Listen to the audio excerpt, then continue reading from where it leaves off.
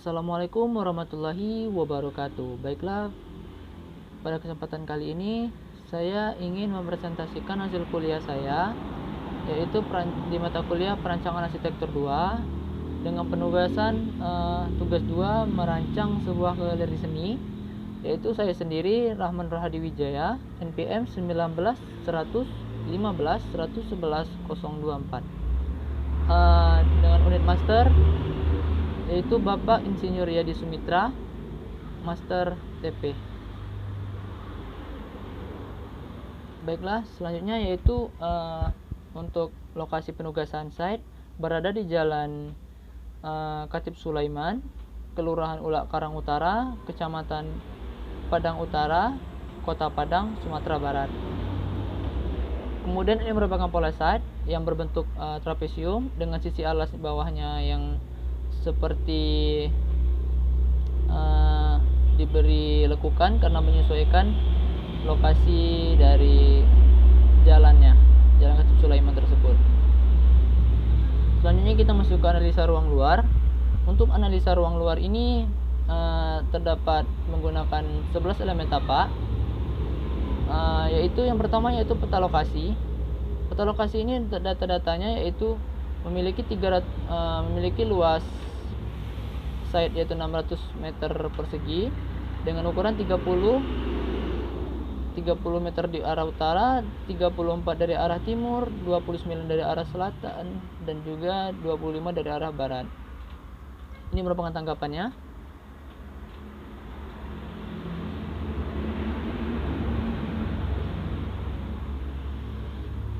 Selanjutnya untuk tautan lingkungan. Tautan lingkungan ini terletak di tapaknya, yaitu dekat dengan Tresmat Padang dengan jarak 400 meter, kurang lebih 400 meter. Kemudian untuk Rumah Sakit Hermina kurang lebih dari jarak tapak yaitu 250 meter. Kemudian dari arah sini, dari arah timur terdapat Budiman, tempat toko buku, yaitu kurang lebih 450 meter. Selanjutnya terdapat ruang ibadah yaitu Masjid Raya yang ada di Sumbar, kurang lebih 400 meter. Selanjutnya terdapat juga kantor camat Padang Utara, kurang lebih 400 meter. Ini merupakan tanggapannya, di mana bangunan akan diberikan tanggapan yang sesuai dengan tautan lingkungan tersebut. Selanjutnya untuk ukuran tata wilayah, di sini dapat kita lihat batasan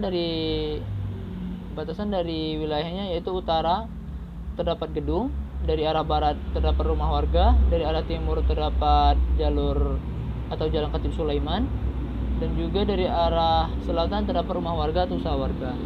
Ini merupakan polanya, ini merupakan tanggapannya. Akan dibuat seperti ini. A merupakan tapak bangunan diletakkan di belakang, kemudian ada lahan parkir diletakkan di tengah, kemudian C ini merupakan taman kecil. Baiklah, selanjutnya masuk ke garis sempadan. Garis sempadan ini GSB dari arah timur, dari arah Jalan Khatib Sulaiman yaitu 11 meter. Kemudian GSB untuk dari arah Jalan Belati Raya yaitu 4 meter. Kemudian dari arah sini dibuat kurang lebih 1 meter dari arah barat. Kemudian dari arah utara juga di sini diberi arah kurang lebih 1 meter untuk berfungsi sebagai jika terjadi pembangunan, ada untuk membersihkan bangunan atau gimana pun aktivitas lainnya. Seperti di keterangan di bawah ini, tanggapannya seperti ini. Ini merupakan GSB 1, GSB 2. Untuk tanggapannya yaitu bisa digunakan sebagai lahan parkir, halaman taman, penghijauan kota, terus kemudian juga tempat perluasan lahan untuk perjalanan kaki, untuk berjalan untuk kota. Selanjutnya untuk KDB dan KLB, ini merupakan lahan yang boleh dibangun dengan luas kurang lebih 360 meter persegi. Selanjutnya ini perhitungannya, ada perhitungan di sini. Maksimal bangunan 7 lantai dengan perhitungan, sudah ada perhitungannya di sini. Kemudian ini merupakan luas bangunan yang boleh dibatasi dengan 600 meter, 600%, menghasilkan dikali 600% dikali 600 meter persegi menghasilkan 360 meter, merupakan luas bangunan tapak bangunan, dan maksimal ketinggian bangunan 7 lantai serta dengan ketinggian 3 meter atau 4 meter bangunan setiap lantainya. Ini masukkan ke kontur. Pada di kontur di sini dapat dilihat ini merupakan potongannya, dan ini keterangan dari tanggapannya. Pada keterangan ini dapat dibaca kontur terlihat datar untuk memungkinkan si perancang dalam memudahkan dalam melakukan perancangan bangunan. Selanjutnya yaitu drainase. Drainase ini merupakan pola pembuangan air, dimana ini garis dari arah sini merupakan riol kota, pembuangan riol kota. Selanjutnya di sini adalah aliran drainase yang ditapak akan dibuang ke arah riol kota. Ini merupakan tanggapannya. Diusahakan pembangunan berada jauh dari aliran drainase karena agar menghindari kendala yang ada di drainase tersebut. Kemudian untuk vegetasi di sini terdapat 3 item, yaitu pohon besar, pohon sedang atau kecil, dan semak-semak dengan item nomor 1, 2, dan 3. Untuk pohon besar di sekitar sini, pohon nomor 1, nomor 1 ini merupakan nomor 3 yaitu semak-semak. Yang nomor 2 ini merupakan pohon kecil atau pohon sedang. Selanjutnya ini tanggapannya, dimana tanggapannya itu bangunan yang berada di tapak dibuat dibelakangi dengan maksud agar menambah estetikanya, dan juga sebagai penambah kesan dari tapak tersebut.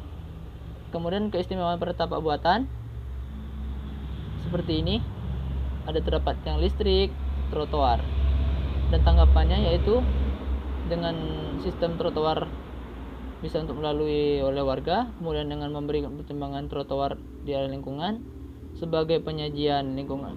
Ini kemudian tempat penyajian listrik atau tiang listrik. Selanjutnya ini tempat pemandangan bangunan dari arah trotoar. Selanjutnya yaitu utilitas. Pada utilitas di sini dapat dilihat ini adalah saluran listrik, telepon, kabel telepon, serta aliran air drainase. Ini merupakan saluran dari pembuangan di daerah sini, di arah sini. Tanggapannya yaitu di sini, ini merupakan tanggapannya.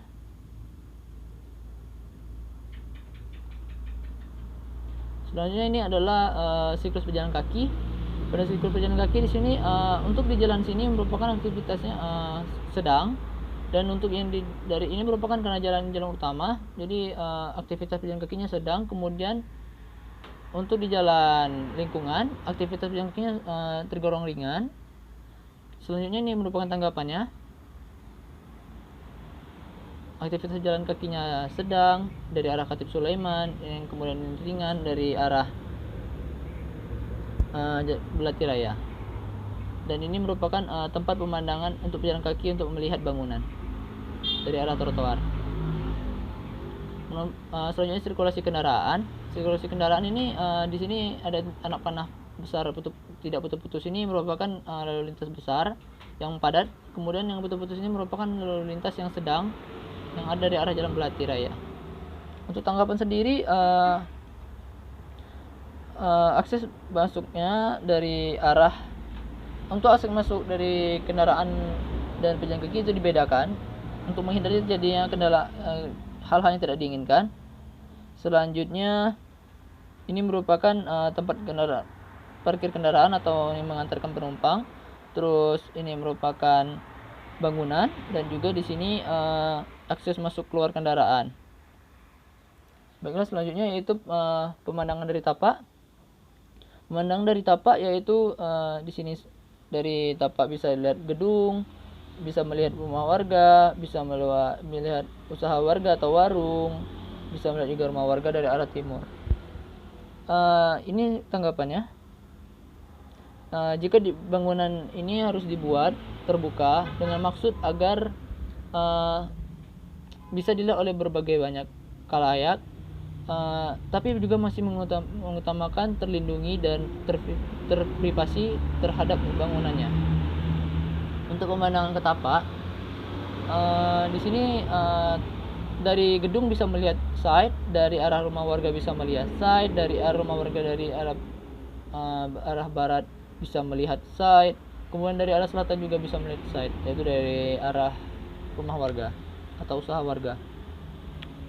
Untuk catatan sendiri, untuk tanggapan, diusahakan dengan dibangunnya masa bangunan dapat menunjukkan citra di depan umum, tapi diutamakan juga tapi ini diutamakan dari arah timur, karena ini terlihat banyak anak panah yang lebih dari banyak dari arah timur. Kemudian kebisingan. Untuk kebisingan sendiri, kebisingan itu berdasarkan dari kendaraan parkir yang ada di kantor, itu frekuensinya sedang. Kemudian frekuensi yang besar berasal dari kebisingan kendaraan yang lalu lintas di Jalan Khatib Sulaiman. Selanjutnya kebisingan dari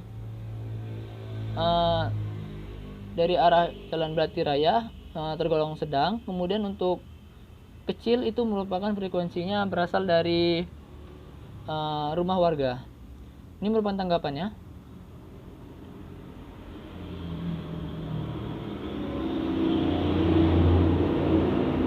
Selanjutnya yaitu curah hujan. Seperti ini gambar curah hujannya, data-datanya. Kemudian tanggapan, menghindari konfigurasi pembangunan yang menghadap air, menangkap air. Dalam artian membangun seperti ini dilarang karena ini terlihat dia bisa menangkap air dari saluran drainase, jatuhnya air dan drainase. Selanjutnya itu angin, yaitu angin dari hembusan dari arah laut, kemudian angin hembusan dari arah gunung. Dengan tanggapan, putaran angin bangunan putar bangunan belakang ke arah angin laut. Dalam artian angin laut ini memutarkan bangunan. Kemudian angin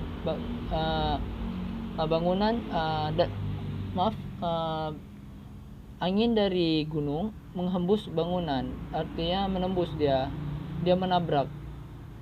Dengan catatan, dengan mempertimbangkan fungsi-fungsi dari luar bangunan, ruang luar dan ruang dalam dari arah angin laut.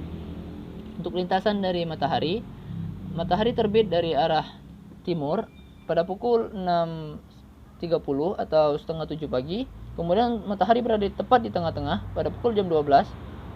Selanjutnya matahari terbenam dari arah barat ke arah barat pada pukul 18.30 atau setengah 7 malam. Selanjutnya untuk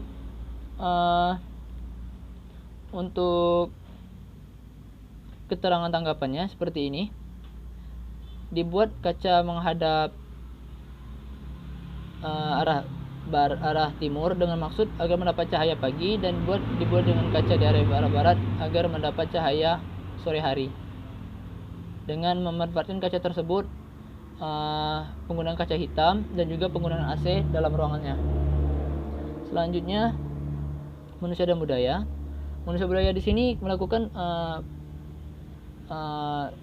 dengan tidak melakukan perusakan terhadap lingkungan atau tapak. Dalam artian dalam perancangan ini tidak melakukan perusakan dari setiap aspek-aspek vegetasi ataupun yang merusak lingkungan sekitar. Dan juga harus tanggapannya terhadap bangunan terhadap lingkungan manusianya, yaitu dengan maksud menguntungkan untuk pihak pedagang, kemudian reaksi warga harus positif, kemudian untuk penduduknya diletakkan di tengah kota lokasi bangunannya, karena sekitar itu masyarakatnya berkehidupan kecukupan. Kemudian masyarakatnya juga ada pekerja kantoran. Kemudian untuk lingkungan parkir seperti ini, untuk ada parkiran dalam, ada parkiran luar. Di luar ini merupakan tempat dari lokasi tapak atau site-nya. Dari GSB 1 tadi. Seperti ini gambar tanggapannya. Selanjutnya ini peraturan undang-undang setempat pada jangkauan ini batasan untuk keseluruhan perencanaan kota dengan memperlihatkan rencana struktur ruang atau RT/RW. Kemudian Perda Kota Padang nomor 2 tahun 2018 tentang perpustakaan dan fasilitas umum. Kemudian Perda Kota Padang nomor 5 tahun 2012 tentang fasilitas umum dan perizinan pendirian suatu pembangunan pariwisata. Tanggapannya, berdasarkan keterangan di atas, lokasi dari Jalan Khatib Sulaiman ini sangat boleh untuk dirancangnya sebuah galeri karena sesuai dengan perda yang ada. Selanjutnya, ini merupakan keterangan dari kesimpulan dari dan dua alternatif. Ini alternatif 1 dan alternatif 2.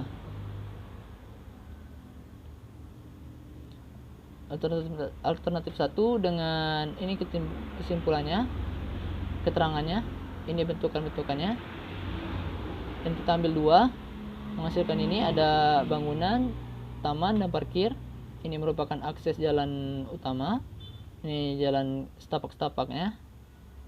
Kemudian ini jalan masuk untuk ke tapak, dan ini untuk masuk ke dalam bangunan. Ini untuk masuk ke tapak. Untuk alternatif 2 seperti ini, sama dengan keterangannya sama, tapi peletakan dari bangunan sama peletakan dari parkir dan taman yang berbeda. Dan arah masuk dari ke arah bangunan itu juga berbeda. Selanjutnya studi literatur. Studi literatur pertama yaitu Semeru Art Gallery yang diambil dari presiden ini karena menggunakan lahan yang sempit sehingga dilakukannya pemanjangan denah walaupun terkesan sempit, akan tetapi ruang-ruang tersebut terpenuhi. Selanjutnya keterangan kedua, literatur kedua ini dari Galeri Nasional Indonesia, di mana galeri ini diambil dari keterangannya dengan memaksimalkan ruang-ruang yang besar mengutamakan ruang pameran yang lebih besar dan juga menampilkan menggunakan atap genteng. Selanjutnya untuk art presiden yang ketiga, Semarang Art Gallery, di mana presiden ini dibangun karena tapak bangunan ini hampir mirip dengan lokasi tapak yang ada yang ditugaskan ini. Kemudian studi literatur yang keempat yaitu The Gallery Pavilia Property Sales Office, di mana di sini literaturnya ini dipilih karena fasad bangunan dan ini lebih mengutamakan kesan kaca. Nanti juga direncanakan diusahakan terdapat kaca pembuka di bagian mukanya. Selanjutnya studi literatur yang kelima yaitu San Francisco Museum of Modern Art, di mana di sini penelitian dipilih karena fasad bangunannya bermasa lingkaran atau tabung dengan pemancingan di atapnya. Baiklah, masuk ke ruang dalam. Pada ruang dalam ini terdapat 3 pelaku, yaitu pengunjung, pengelola atau staf, ada seniman. Dan keterangannya aktivitas ruangnya seperti ini, dapat dilihat. Kebutuhan ruangnya seperti ini.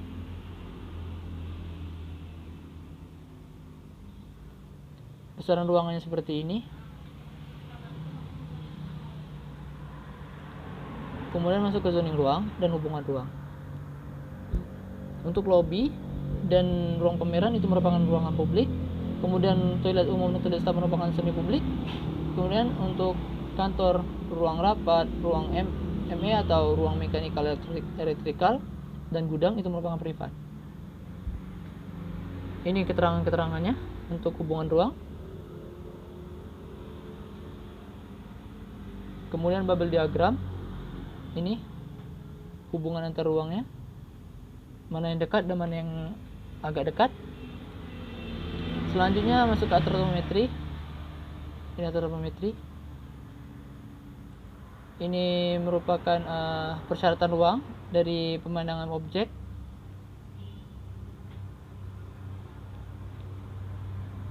Selanjutnya ini pencahayaan ruangan. Selanjutnya lagi ini merupakan pola denah. Dapat dilihat pembagian ruang, pembagian ruangnya.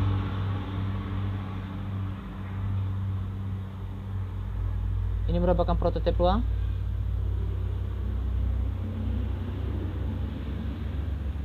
Dan selanjutnya ini adalah eksplorasi bentuk yang merupakan bentukan geometri seperti kubus, balok, prisma segi 4, tabung. Penggabungan bentukan ini merupakan hasil dari penggabungan bentuk menghasilkan bentuk massa bangunan seperti ini dengan penggunaan atap miring dan penggunaan dom dan atap dak. Selanjutnya ini adalah konsep struktur, di mana menggunakan atap genteng, reng, kacau, balok tarik, gording, ring balok, kolomnya kolom beton bertulang, slope, plat pakai menggunakan fondasi plat, muka lantai. Ini muka lantainya. Ini keterangannya dari keterangan fondasi dan slope, keterangan kuda-kuda, dan keterangan kolom dan balok. Selanjutnya ini adalah tugas utamanya, yaitu terdapat set plan. Ini merupakan set plan. Ini merupakan lahan parkir kendaraan roda 4 atau mobil. Kemudian ini adalah lahan parkir kendaraan roda 2 atau motor. Dipisahkan karena untuk menghindari kejadian hal kemacetan atau kemacetan tidak diinginkan. Selanjutnya ini merupakan block plan, terlihat menggunakan atap datar, atap genteng. Di sini adalah terdapat dak, dan ini juga terdapat atap dom dengan pemanjungan lingkarannya. Kemudian ini pola denah dengan penggabungan lingkaran, ada trapesium dan persegi, dan ini nomor-nomor ruangnya, ukuran ruangnya yaitu 23 meter kali 10 meter. Selanjutnya masuk ke tapak depan, seperti tapak depannya, tapak samping kiri, kemudian samping kanan, tapak belakang seperti ini. Terlihat dom, ada pintu-pintu. Ini adalah pintu menuju ke ruang pameran untuk mengantarkan lukisan jika tidak ingin melalui depan. Ini merupakan akses pintu dari kantor. Kemudian ini tampak samping kanan. Ini adalah gambar potongan AA. Ini adalah potongan BB.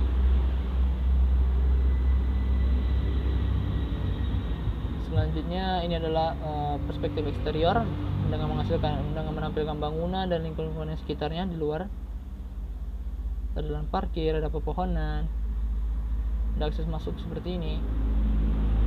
Terlihat ada menatap miring. Selanjutnya ini merupakan perspektif interior yang diambil dari ruang pameran. Selanjutnya ini adalah explore exometry. Dibagi 3 pembangunan, ada bangunan bagian bawah, bagian tengah, dan bagian atas. Seperti ini, ada dak beton, ada kubah dari kaca, atap genteng, pasang dinding hebel, ada kusen dari baja, ada pola denah. Oke, sekian dari tugas saya. Lebih dan kurang saya mohon maaf. Assalamualaikum warahmatullahi wabarakatuh.